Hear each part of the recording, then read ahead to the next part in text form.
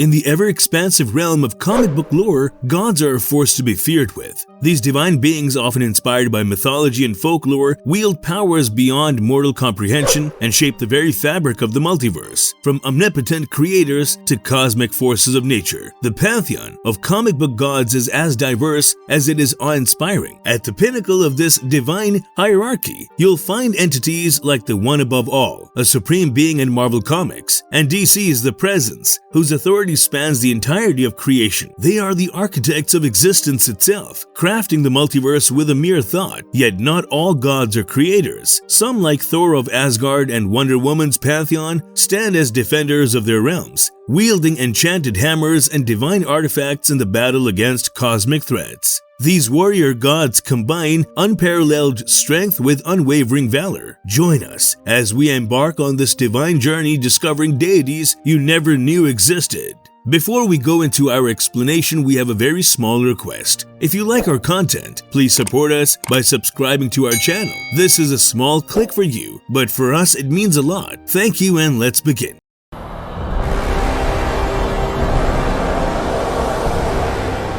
Darkseid, DC. In the chaotic world of comic books, there exists a character that puts the dark in darkness, the cosmic conqueror extraordinaire, Darkseid. Darkseid doesn't just rule Apocalypse, he does it with the kind of iron fist that even Iron Man would be jealous of. Darkseid has a habit of invading and conquering worlds across the universe, but Darkseid isn't just any old villain. Nope, he's the god of tyranny. His grand plan? To make everyone his cosmic minions. Thanks to something called the anti-life equation. It's the worst kind of math class you could ever imagine. And let's not forget, this guy isn't just your average baddie. He's a new god, and he's got more power than a double shot of espresso on Monday morning. And after the final crisis, Darkseid's true form got a makeover that made him even scarier. Now he can kick butt and take names like it's nobody's business. Seriously, even the toughest of tough guys and gals tremble in his presence.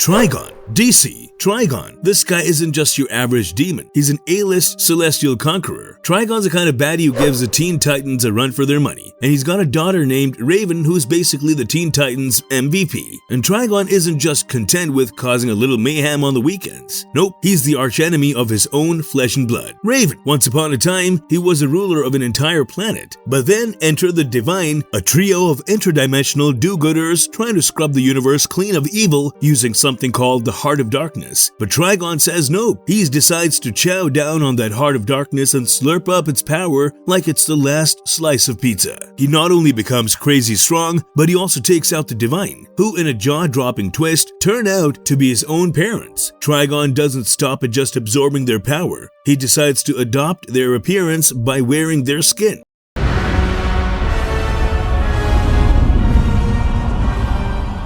Doramu, Marvel. Doramu is the older twin brother of Umar, and together they're the cosmic Kardashians of the dark dimension. This guy's got more mystical mojo than Harry and Ron combined. But what makes Doramu truly special? Well, he's got this knack for conquering other universes and dimensions. And you know what they say, with great power comes great enmity, or something like that. Enter Doctor Strange, the Sorcerer Supreme. He's got a bone to pick with Doramu. Doramu and his sis are mutants among the energy beings known as the Fall Team. While their fellow Faltians were all about that energy life, Doramu and Umar decide they wanted something more substantial, so they turned one of their own into matter. As punishment for their act, they got booted from the Faltine Club and stumbled down the dark dimension. There, they cozied up to King Olnar, taught him some dimension-absorbing tricks, and basically became his mystical advisors. But when King Olnar bit the dust, Doramu and Umar called dibs on the throne. They posed as heroes because why not? Isolated some mindless ones and took over the joint. Eventually, he showed Omar the door, and now he's the sole ruler of the dark dimension, where he can throw all the cosmic parties he wants.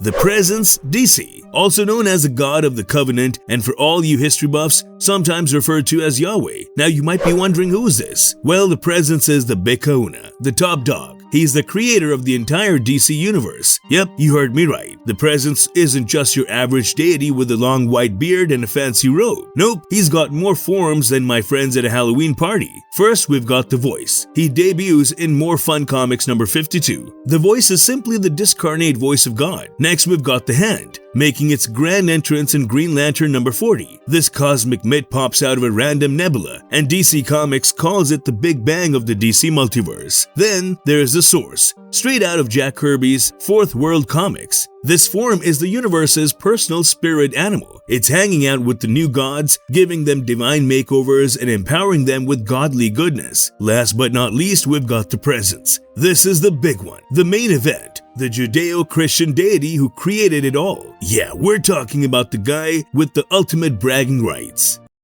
The one above all, Marvel. The one above all, this cosmic powerhouse is the creator of the universe. The one above all is not just some average cosmic entity. Nope, this being is the source of everything that ever was, is, or will be. Now normally, the one above all has a trusty sidekick in the form of the Living Tribunal. Think of the Living Tribunal as a multiverse's supreme referee. But the one above all occasionally decides to step off the sidelines and get in the action personally. And where does the one above all hang its metaphorical hat? Well, it calls House of Ideas home, also known as heaven, to some cosmic insiders. And it's not bound by time and space. The one above all doesn't need lasers, gadgets, or a fancy cape to save the day. Nope, its only weapon is love. That's right, folks, love is the ultimate power in the Marvel universe. One below all, Marvel. It's the dark side of the one above all, the cosmic boss of the entire multiverse. If the one above all is the embodiment of creation and compassion, then the one below all is the living, breathing poster child for destruction and hate. It resides in the lowest, darkest corners of reality, aptly named the below place. The one below all isn't just an everyday cosmic menace. It's sealed off from the rest of the multiverse, locked behind metaphysical green doors that make escape rooms look like child's play. And when it decides to make a grand entrance in other realities, it does it in style with what they call extreme gamma. Yep, it's like gamma radiation's angrier, meaner, and moodier third cousin. When Bruce Banner was exposed to the gamma bomb, he accessed a green door and received an infusion of power from the one below all, ultimately transforming into the Hulk. They dare steal from Galactus. For that, I will destroy their planet. Galactus, as a cosmic god, Marvel, a gargantuan cosmic behemoth known far and wide as the Galactus. Galactus, or as I like to call him, the Devourer of Worlds, because, well, he kinda earned that nickname, is the stuff of legends. Imagine having powers that make even the Incredible Hulk look like an amateur magician at a birthday party. Yeah, Galactus's powers, they're practically off the charts, folks. We're talking nearly omnipotent, which is like saying he's got the cosmic equivalent of the Infinity Gauntlet on his pinky finger. But Galactus isn't just out there munching on planets like they're intergalactic potato chips because he's got nothing better to do. No, no, no. This dude's got a whole system going on. He's got his own gang of cosmic buddies called Heralds, and he handpicks them to do his bidding. And what do they get in return? The power cosmic, baby. Now, how exactly does Galactus stay full, you might think? Well, he goes straight to the source, the core of planets, and even taps into universal sources of energy. Yuga Kan, DC. Yuga Kan, this guy isn't your everyday new god. Oh no, he's a cream of the celestial crop, and boy is he packing some serious cosmic heat. First things first, Yuga Kan is the big kahuna of the new gods, and he's not just feared, he's the kind of guy even cosmic beings check for under their beds. He's a tyrant of apocalypse, ruling that fiery hellscape with an iron fist. And guess what? He's got a couple of famous kiddos you might have heard of. Drax, the Infinity Man, and Euxus, who's got a big future ahead of him as Darkseid. Yuga Kan wasn't content with just being a powerful god. Oh no, he had grand plans to be the top dog in the entire cosmos. He wanted to rearrange the universe to suit his style. He was also very adamant about solving the burning question about existence. You know, the meaning of life, the universe, and everything. He was so obsessed with it that he spent centuries trying to crack the cosmic code, aka the mysteries of the source. You know, the place where all those godly powers come from.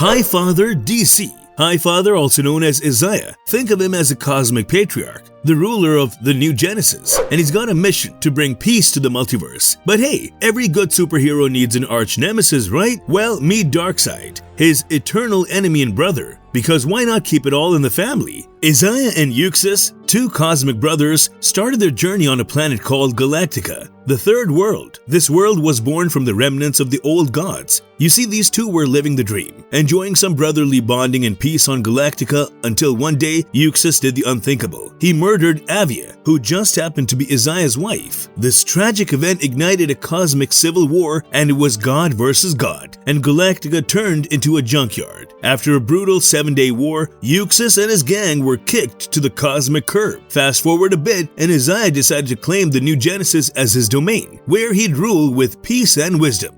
So be it.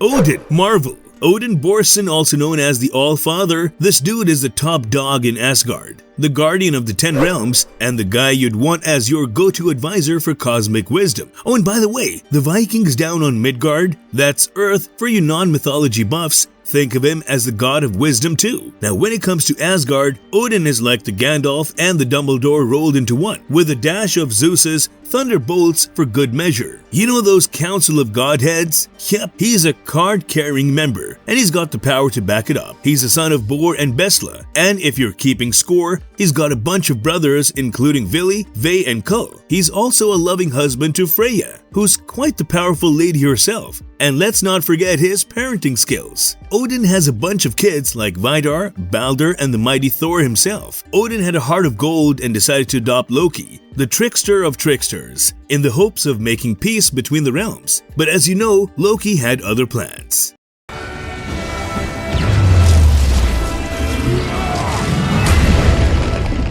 Thor Marvel, the guy who brings the thunder, the one and only Thor. He's the god of thunder, a bona fide Asgardian, and a real heavyweight in the cosmic neighborhood. Thor's got some impressive lineage. His pops? None other than Odin, the All-Father and King of Asgard. No wonder the humans, particularly those wild Vikings, worshipped him and wove him into their Norse mythology. Thor isn't just a god with a cool dad. He's got a weapon that would make Steve Rogers drool with envy. It's called Mjolnir, and it's not your average hammer. This enchanted Uru hammer helps him channel his godly powers, making him the undisputed champion of the 10 realms. With that bad boy in hand, he's like a walking thunderstorm. But Thor wasn't always a superhero we know and love. Back in the day, he had a bit of an attitude problem. Reckless and impulsive, you might say. So what did his old man Odin do? He sent him packing to Midgard, which is just a fancy name for Earth, as a regular human named Donald Blake, with a side of amnesia for good measure. And it wasn't all smooth sailing. Thor had to learn some serious humility before he could unlock his memories and godly powers once more. And when he did, oh boy, did Earth get a new hero in town. Thor became Midgard's champion, fighting alongside other superheroes and even co-founding the Avengers, Earth's mightiest heroes.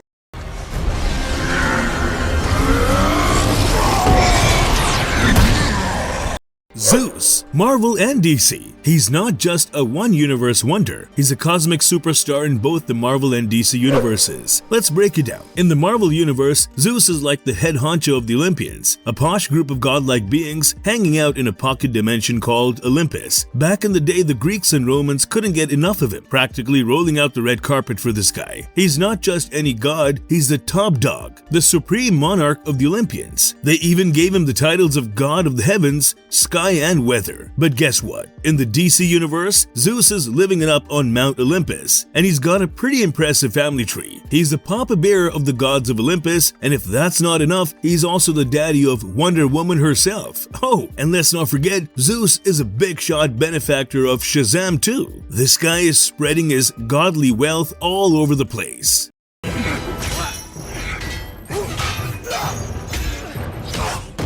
Hela, Marvel. Hela, the daughter of Loki and the giantess Angerboda. When Hela grew up, she didn't just get an ordinary job. Nope, she was appointed as the ruler and goddess of the northernmost kingdom of the dead. Her kingdom included the realms of Hell and Niflheim, and she was in charge of all those souls who didn't exactly go out with a heroic bang. You know, the ones who didn't make the cut for Valhalla, where Odin ruled over the top-tier heroes. But Hela wasn't satisfied with her slice of the afterlife pie. No, she had her eye on Valhalla too. This ambition, of course, led to some cosmic clashes with Odin and his thunder-wielding son, Thor. Hela didn't stop there. She even tried to sweet-talk Thor into joining Valhalla when he was on death's doorstep. I mean, who wouldn't want Thor on their team, right? But our thunder god had other plans and turned down the offer. However, she formed some uneasy alliances with other death gods of Earth. Hera, DC. She's the ultimate mama bear of the Olympian pantheon. First things first, Hera's got a pretty impressive resume. She's the oracle of the Olympians, which is like being the boss of the cosmic fortune tellers. She's also the goddess of women and marriage. And speaking of Olympus, she used to be the queen of that heavenly hotspot. Hera was one of the goddesses who decided to mix their godly mojo and create something new and exciting. They tossed their godly essences into the blender and voila, they whipped up the Holy Grail. But after this goddess get-together, Hera decided to take a little vacation to a place called Themyscira. You might have heard of it. And guess what? Hera didn't just chill there. She rolled up her divine sleeves and gave birth to a whole new race, the Amazons. Yes, that's right, the same Amazons that Wonder Woman, our favorite Amazonian princess, hails from. What?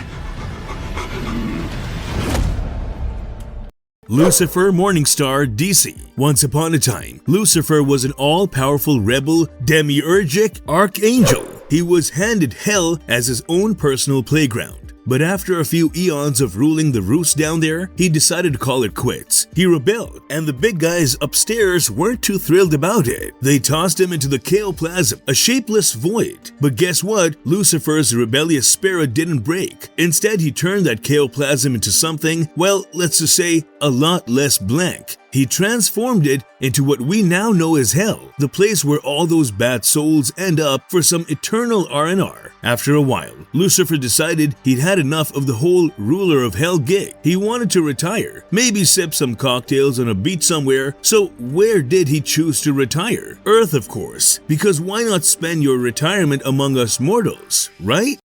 The Living Tribunal. Marvel. The Living Tribunal is as old as the universe itself. His cosmic job? To keep the multiverse from going haywire with mystical madness. What's on his cosmic to-do list, you ask? Well, he's like the babysitter, making sure no one universe hogs all the powers or tips the cosmic scales too far in any direction. But the Living Tribunal doesn't just sit in one corner of the universe, twiddling his celestial thumbs. No siree, he's like a multitasker, existing in multiple planes of reality all at once. And here's the deal, there is only one Living Tribunal in the entire multiverse. No clones, no duplicates, just one cosmic enforcer, keeping everything in check. The tribunal takes on a form characterized by three faces, each symbolizing different aspects of his personality. The foremost face, the one it typically communicates through, signifies fairness. The face fully covered by a hood on its right side represents obligation, while the partially obscured face on its left signifies retribution. In any given case, all three voices must reach a consensus before the tribunal can take action.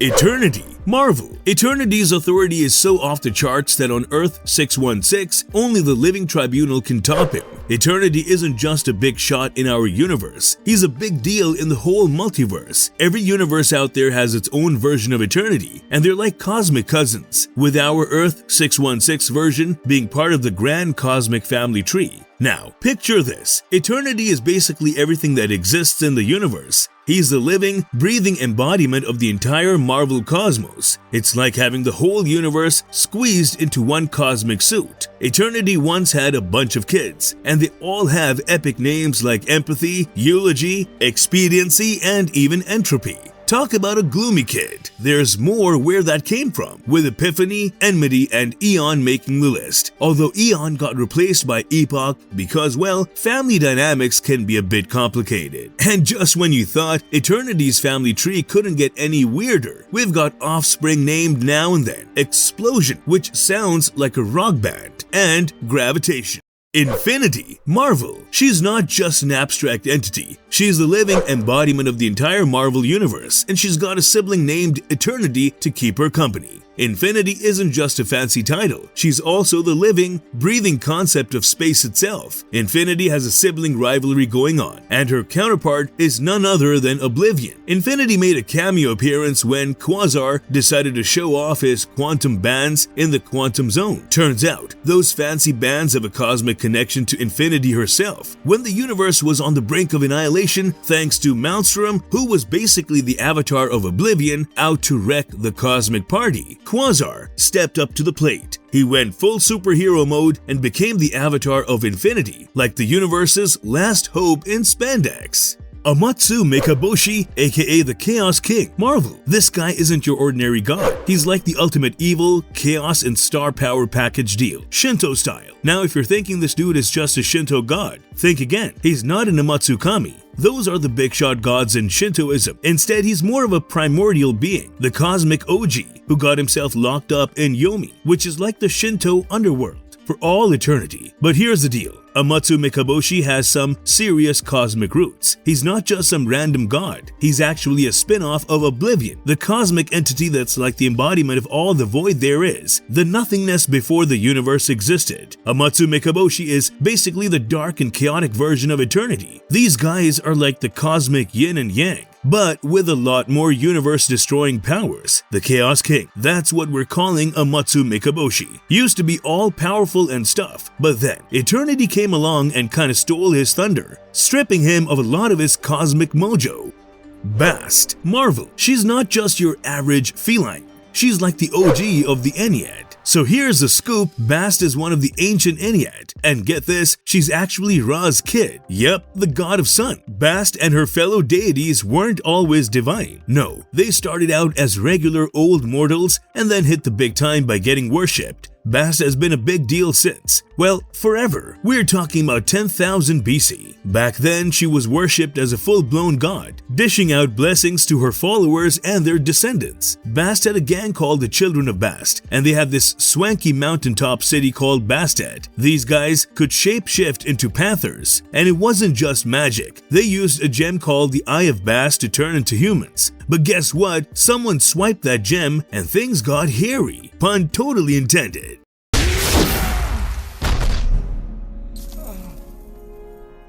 Loki, Marvel, the master of all things mischievous, evil, and downright deceitful. This guy isn't just a troublemaker, he's the trickster god extraordinaire. So let's rewind to the good old days when Loki was just a little frosty nugget from the land of frost giants, a place called Jotunheim. Now, he wasn't exactly frost giant material, being smaller and less frosty than the rest of the gang. His own dad, Laufey, wasn't too thrilled with the mini frost giant version of Loki, so he was basically the odd one out at family gatherings. But Odin, the all-father of Asgard, decided to pull off the ultimate move and adopted little Loki after a big old war. Loki got a one-way ticket to Asgard, where he was raised alongside his newfound brother Thor. But here's where the envy bug bit Loki. He discovered his true frosty origins and couldn't help but feel a little blue with envy, pun intended, about his brother's thunderous powers and popularity. So he hatched more schemes, plotting against Thor and causing all sorts of cosmic chaos. Dreams rarely survive in the waking world.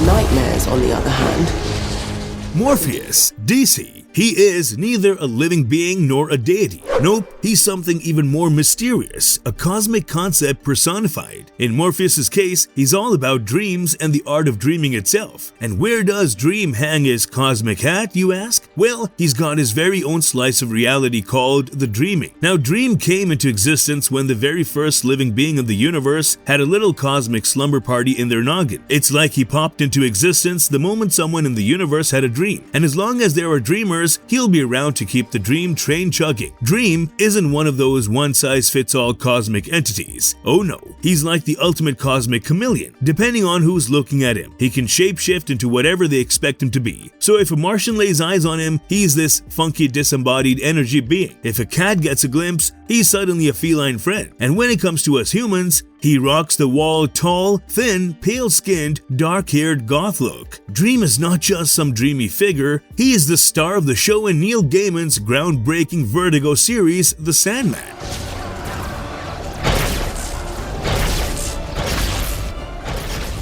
Bor-Burson, Marvel. Meet Bor-Burson, the original Asgardian ruler and the proud papa of the one and only Odin. Now Bor wasn't just a king, he was the second ruler of Asgard, following in the godly footsteps of his dad Buri, the first king of Asgard. Bor led the Asgardians with honor and valor, being the stand-up ruler that he was. But here's where things took a cosmic U-turn. You see, Loki, the ultimate trickster and cosmic mischief maker, decided to mess with the space-time continuum. He zipped back in time and bumped into none other than Bor himself. Now Loki, being Loki, couldn't resist pulling a few strings, and he managed to corrupt Bor. It was all part of a master plan to get Thor exiled from Asgard for good. And guess what? The plan worked like a charm. Thor, not knowing he was duking it out with his own corrupted grandpa, ended up taking down Bor in battle.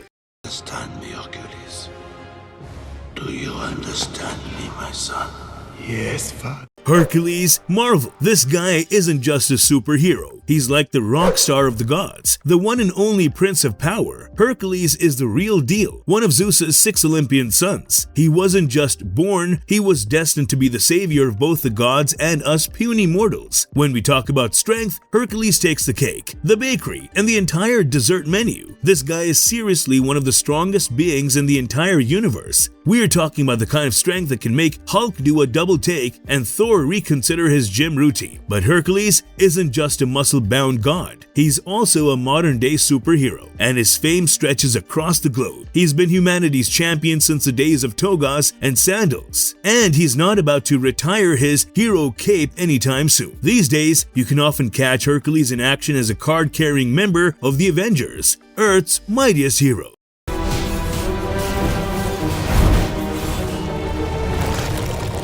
Aries, DC. Aries, the Greek god of war. He's part of the elite squad known as the 12 Olympians, and get this, he's the offspring of Zeus, the king of the gods, and Hera, the queen of all things divine. In the world of Greek literature, Aries is the living embodiment of war's wild and untamed side. He's the guy who represents all the physical and violent chaos of battle, like the poster child for sheer brutality. It's like he's a rowdy cousin at the family's reunion, causing chaos, while Athena, his sister, is the one with a military strategy playbook and a shiny suit of armor. She's all about brains and brawn, while Aries is just pure, unadulterated chaos.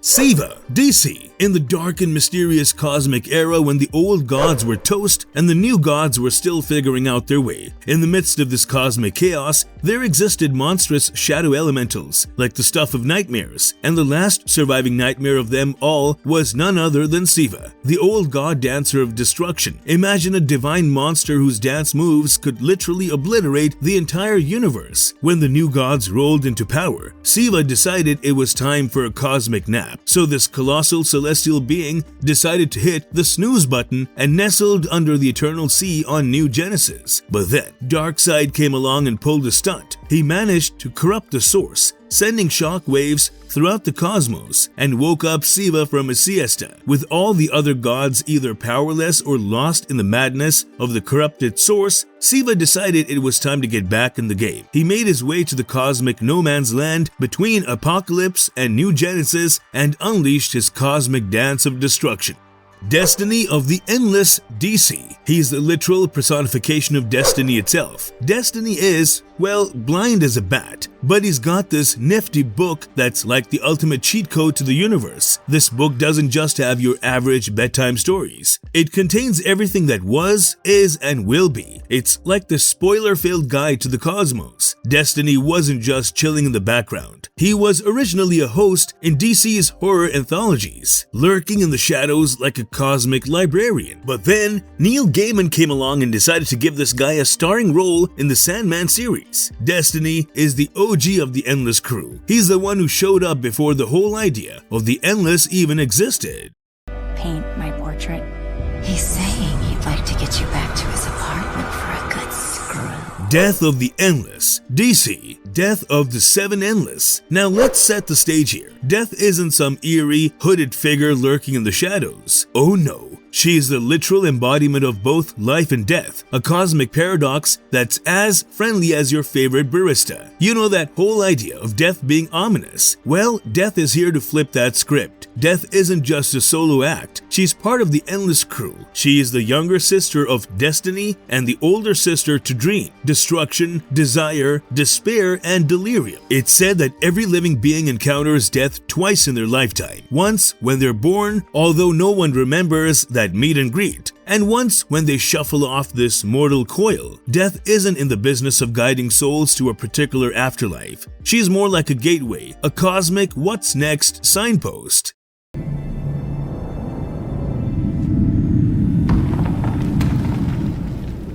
Raiden, Mortal Kombat Comics. Raiden, the god of thunder and earth realm's very own protector. This guy isn't just a superhero. He's got godhood written all over him, and he's got the eternal mojo to prove it. Raiden started out as Earth Realm's trusty guardian, defending it from all sorts of supernatural nasties. But after dealing a 1-2 punch to Shinnok not once, but twice, he decided it was time to level up in the cosmic hierarchy. That's right, he went from a guardian to a full-blown elder god. Now, when you're an elder god, you're not thinking about what's for dinner or what's on TV tonight. No, you're thinking in terms of eternity, cosmic scales, and all that jazz. It's like Raiden went from being your neighborhood thunder deity to the cosmic equivalent of a wise old sage. No. The Beyonder, Marvel. This guy isn't your everyday superhero or villain. He's a cosmic wildcard, a being of unimaginable power from the far reaches of existence. The Beyonder hails from a place called the Beyond Realm, a mind-boggling, infinite expanse that puts our puny multiverse to shame. We're talking power levels that make the entire Marvel multiverse look like a stack of pancakes. The Beyonder didn't just stumble upon our universe. He discovered it when the Molecule Man got a superpowered makeover due to a freak atomic accident. And that's when the first secret wars went down. Heroes and villains were whisked away to a place called Battle World. And guess who was the cosmic game show host? Yep, the Beyonder himself. He offered the winners anything they desired, like a genie with no restrictions. The Beyonder wanted to get all up in our human business, like an anthropologist trying to understand human desires. So he dropped by Earth, mingling with heroes, villains, and forces. But as you can imagine, trying to understand human nature can be a tad frustrating, and the Beyonder went from curious visitor to cosmic loose cannon. In the end, it all got a bit too much, and the Beyonder met his maker at the hands of the Molecule Man.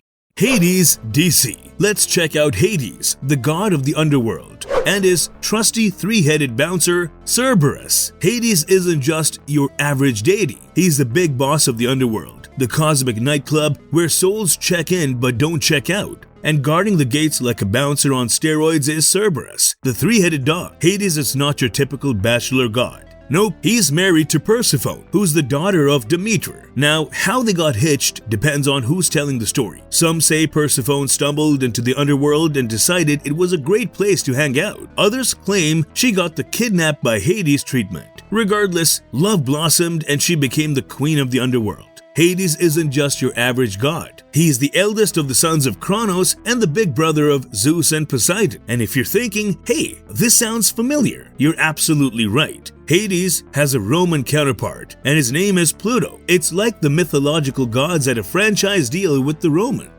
Firstborn, DC. The Firstborn didn't exactly win Son of the Year awards in the Divine Family. Nope, he decided to defy his mighty father Zeus, and for his trouble, he got sentenced to an eternity of timeout in Earth's sizzling hot core. After being cooped up for a mere millennium, just 1,000 years, the Firstborn decided he'd had enough of the whole eternal timeout deal. He broke free, and boy was he not happy. He declared war on all of Zeus's offspring, including Wonder Woman herself. The Firstborn isn't just a disgruntled son, he's a force to be feared, and he's out for divine revenge. The Fulcrum, DC. Fulcrum, the ancient cosmic force that makes the Celestials, the Watchers, and the Horde look like cosmic interns, This guy is like the second in command in the Marvel multiverse, right behind the big cheese, the one above all. Now, here's where things get really intriguing. There are rumors floating around that the fulcrum might just be none other than the legendary Jack Kirby himself. It's like the creator of comic book greatness decided to step into the cosmic spotlight and take on the role of a celestial bartender. But wait, there's more. The fulcrum is also the mastermind behind the vestibule, a swinging bar where Eternals kick back before they either come back in a spiffy new body or set off to the great beyond, aka Lacuna, the afterlife. The fulcrum isn't just all-powerful, he's all-knowing too. It's like he's got the universe's cheat codes and a cosmic encyclopedia in his back pocket. This cosmic being is likely an aspect, a manifestation, or maybe just an alternate name of the one above all. Michael Demiurgos, DC. In the very beginning of the DC multiverse, the Almighty himself, Yahweh, played celestial matchmaker for two brothers, Samuel and Michael. Before humans, gods, and life itself, Yahweh decided to have a cosmic family. He created Samuel and Michael, the ultimate celestial sibling duo. But he didn't stop there. He bestowed them with some seriously divine gifts. To Samuel, he handed the gift of fire and willpower. And to Michael, he gave the power of creation and all that demiurgic goodness. They're the architects of existence itself. And when it comes to cosmic power rankings, Michael Demiurgos isn't playing second fiddle to anyone except the Presence, his creator, and his neck and neck with his twin Lucifer.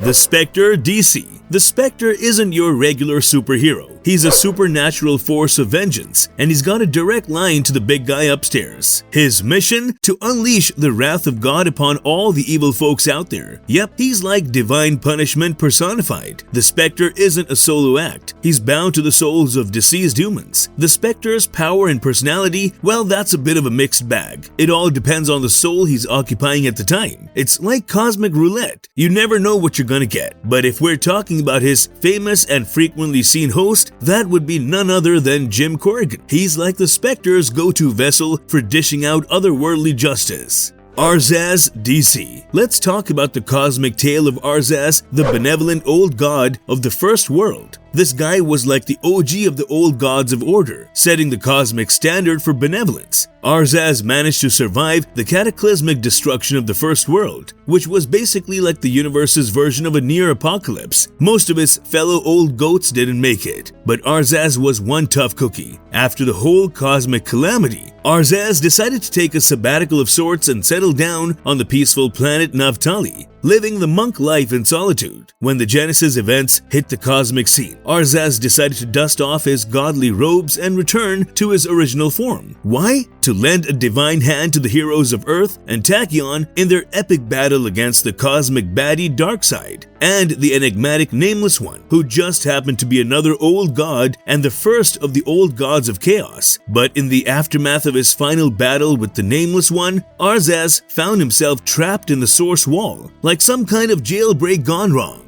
Nemesis, god of the Ultraverse Marvel. Nemesis, the being responsible for the birth of the Infinity Gems. This is where their Infinity Stones story started, with a dash of mystery and a whole lot of power. Nemesis is like the universe's best-kept secret. Her origin, it's shrouded in the kind of mystery that keeps scholars up at night. Some say she's a sentient being that actually crafted the Infinity Gems themselves. Others go even further and suggest she might be older than the entire universe itself. At some point in her cosmic history, Nemesis did something that could only be described as a form of cosmic suicide. But get this, instead of fading into nothingness, she transformed herself into not one, not two, but 6 incredibly powerful gems. Each of these gems is like a powerhouse in its own right, each possessing a unique and mind-bending power, and whoever wields one of these bad boys gets to tap into that power.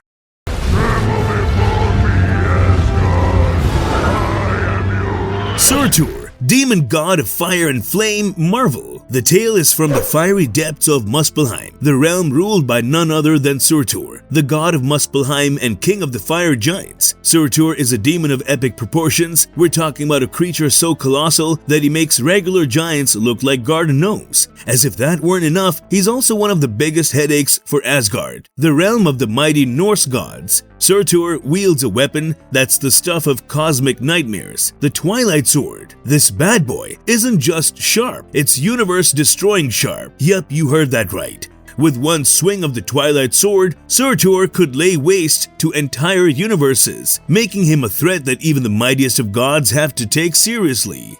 Orion DC. In the cosmic battleground of the fourth world, and at the center of it all is Orion, the ultimate defender of New Genesis. This guy is like the celestial guardian you'd want on your side when the chips are down. Orion has got some heavy-duty lineage going on. He's the son of Darkseid, the big bad of the fourth world, and under the watchful eye of High Father, he's been groomed to become the galaxy's fiercest warrior. They even call him the Dog of War, which tells you all you need to know about his combat prowess. Orion isn't just some one-dimensional brute. He's got a serious internal struggle going on. On one hand, he was raised in the peaceful paradise of New Genesis, but on the other hand, he's got that dark side blood pumping through his veins, which means there's a brutal and destructive nature lurking within him. Gaia, Marvel. In the world of comic book cosmology center is the one and only Gaia, the Mother Earth herself. She's the mother to all the pantheons of gods you've ever heard of on Earth. Now Gaia isn't just another pretty face in the divine realm. She embodies the very spirit of life, harvest, and renewal on our beloved blue planet. I mean, she's the OG Earth Mama, associated with all the creatures roaming this rock, including us humans. But let's rewind a bit to ancient times, when things in the divine world were getting seriously chaotic. Gaia had some siblings, you see, who were elder gods born from Earth's life potential. One of her brothers, Set, went on a murderous rampage, corrupting these elder gods left and right, and Gaia was having none of it. Her peaceful nature was her saving grace, keeping her from diving headfirst into the abyss of darkness like her wayward sibling. Instead, she decided to take matters into her own divine hands. To protect all the burgeoning life on Earth, she joined forces with the Demiurge, and together they brought forth Atum, who later transformed into the Demogorge, and he went on a demon-vanquishing spree, putting those elder demons in their place. Lady Death, Marvel. This is the infernal saga of Hope, who went from being your average mortal to the bona fide queen of hell. Once upon a time, Hope found herself in quite the pickle, facing the fiery wrath of a stake-burning situation. But being the quick thinker she was, she struck a desperate deal with the demon. And poof, just like that, she traded a one-way ticket to a toasty end for a throne in the underworld. Even though she's got this whole infernal queen gig going on, she didn't let it go to her head. Hope clung on to the heroism she once possessed. She's all about using her arcane powers for the forces of good. But we're talking about Lady Death here. Folks, one of the most iconic bad girls in the modern comic book scene. She didn't start as a leading lady though. She initially played the antagonist in the evil Ernie comics. Lady Death was the push Ernie needed to embark on his mission of Mega Death. That's the fancy term for wiping out every human being on Earth. At first, she seemed like a mere figment of Ernie's wild imagination, but as the plot thickened, it became clear that she was more than just a mind game. Ashur, Marvel. Ashur, the big wig of the elder gods. You see, Ashur is a part of an elite club of godly beings, born from none other than the Demiurge. As if that wasn't impressive enough, she's got some pretty famous siblings, including Gaia, Set, and Cathon. While many of her fellow elder gods took a nosedive into demonhood, Ashur said, nah, I've got bigger plans. So she bid farewell to good old Earth and set her sights on the stars. That's right, she went full-on celestial and became none other than the goddess of the skies. But Ashur isn't flying solo in her cosmic escapades. She's part of a trio of heavy-hitting beings collectively known as the Vishanti. These cosmic big shots are like the Avengers of the mystical universe, teaming up to keep everything in check. Atum, the god of the sun, Marvel. Meet Atum, the heavyweight champion of Gaia's divine offspring. And boy, does he have a resume. You see, Atum is like the universe's ultimate problem solver. When those pesky elder gods went off the deep end and turned into demonic troublemakers, he didn't just stand by twiddling his godly thumbs. No siree. He took matters into his own hands and embarked on a mission to give them a one-way ticket to rehab. As if that wasn't enough, Atum didn't just defeat these fallen elder gods. He went full-on cosmic vacuum cleaner and absorbed their powers. Can you imagine the power surge that comes with swallowing up a bunch of rogue deities. And guess what? This power-packed transformation turned Atum into something even more awe-inspiring, the Demogorge. When Mother Earth herself, Gaia, decided it was time to make way for the mammals and give those dinosaurs the boot, things got seriously heated. Set, one of the more stubborn elder gods, decided to put up a fight. It was a prehistoric showdown, with Atum ultimately emerging victorious, but not before an epic battle that saw the dinosaurs bite the dust. Borson, Marvel. Meet Borson, the Asgardian god of fear, who's been locked away in Odin's cosmic timeout corner for what feels like an eternity. But thanks to none other than Sin, the Red Skull's own flesh and blood, this fear-fueled deity is back in action. Borson, born to Bor Burson and the giantess Besla, is no ordinary family member. Nope, he's the older brother of none other than Odin himself. That's like saying he's the older, wiser, and potentially more mischievous sibling of the All-Father of Asgard. So what does our god of fear do when he's finally set free from his celestial cage? Well, he doesn't waste any time. He's all about overseeing the construction of a Nazi army, led by Skadi, and sending telepathic messages to his loyal posse, the Worthy. And what's their mission, you ask? Well, it's pretty straightforward: wreak as much havoc and chaos as humanly, godly possible.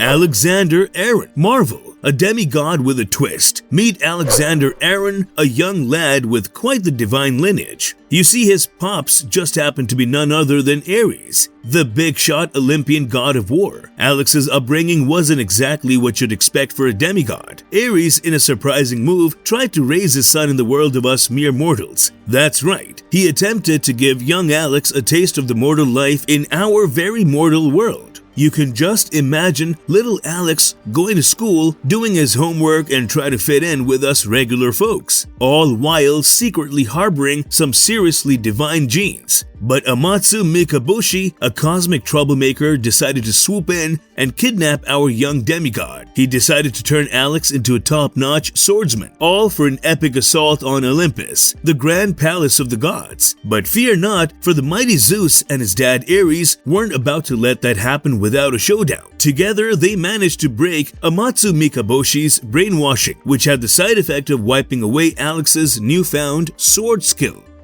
Cathon, Marvel. Cathon, the elder god of all things dark and magical. Cathon is one of the Earth's OG lifeforms. I'm talking born from the Earth, straight out of the demiurge stuff. This guy is as ancient as it gets, and he's got some seriously mystical family ties. You see, he's a sibling of none other than Aser, Set, and Gaia, some heavy hitters in the family tree. Cathon wasn't content with just soaking up the sun on our lovely blue planet. Oh no, he had bigger, darker plans in mind. He decided to become the universe's very first master of the dark arts. That's right, this guy practically wrote the spellbook on all things mystical and malevolent. Cathon isn't just chilling in some corner of the earth, brewing up mystical potions. No, he's got his own personal dimension, a nether realm that's just a hop, skip, and a jump away from our earthly plane. He's the big shot behind some seriously creepy creations. You know those witches who stir cauldrons and cast spells under the moonlight? Yup, Cathon's handiwork. Werewolves howling at the full moon? You guessed it, Cathon's doing. And let's not forget the fang-bearing, blood-sucking vampires. Cathon's got his fingerprints all over those supernatural baddies.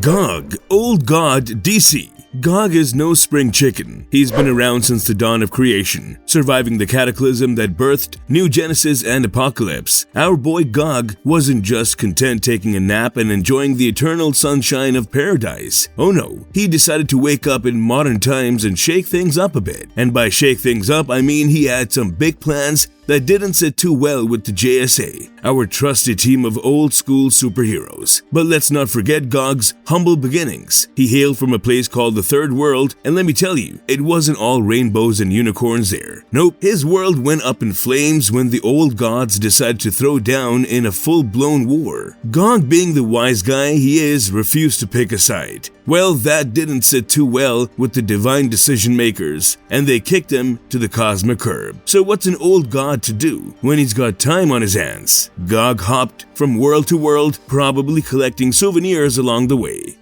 The Living Monolith. Marvel, a tale that starts in the heart of Cairo, Egypt, with a man named Ammit Abdul. Now, Ammit dug up ancient relics and mummy wrappings, but he had a little secret up his sleeve, or should I say in his toolkit. You see, Ammit had stumbled upon something extraordinary, a knack for cosmic energy manipulation. That's right, he could gobble up cosmic energy and then shoot it out in energy blasts that could put fireworks to shame. But Ammit wasn't content with just impressing the locals with his cosmic pizzazz. Oh no, he had bigger plans, like world domination size plans. So what did he do? He whipped up a cult and declared himself the messiah of the cult of the living pharaoh. He soon discovered another mutant in the mix, a guy by the name of Havoc. Now Havoc had cosmic energy talents that put Ammit's to shame, so he kidnapped Havoc, using him like a human cosmic battery to supercharge his own abilities. Naturally, when you mess with mutants, you're bound to attract the X-Men. First, Ammit transformed into the Living Monolith, a towering force, and threw down the X-Men. But that wasn't the end of his roller coaster. Oh no, he had a date with Destiny, Sentinels, and more adventures than you can shake a pyramid at.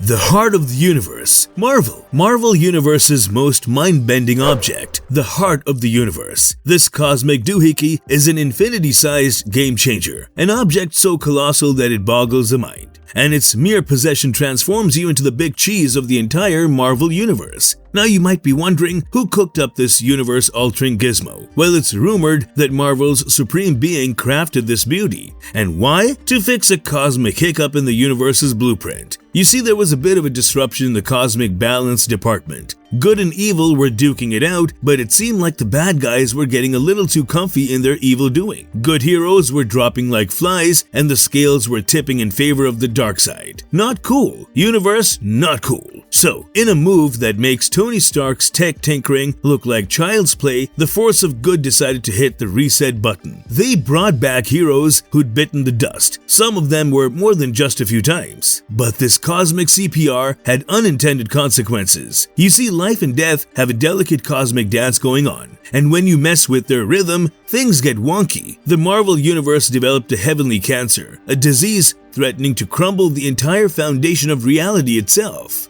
Marvelous verdict. In the captivating world of comic books, the portrayal of gods transcends mere storytelling. It's an exploration of the human condition, morality, and the battle between cosmic forces. These divine beings, whether evil or good, represent the epitome of power and the depths of vulnerability, reflecting our most profound hopes and fears. From the omnipotent creators who shape entire multiverses with their thoughts, to the valiant defenders who stand as beacons of courage against unimaginable threats, the gods of comics inspire us with their strength and resilience. In the end, the most powerful gods in comic book history are not just characters on a page. They are reflections of our collective imagination and aspirations. I hope you enjoyed this divine episode. Keep watching for more. And if you liked our content, don't forget to leave a like and subscribe to us if you haven't already. Have a good one and be safe. Thank you everyone, and see you soon.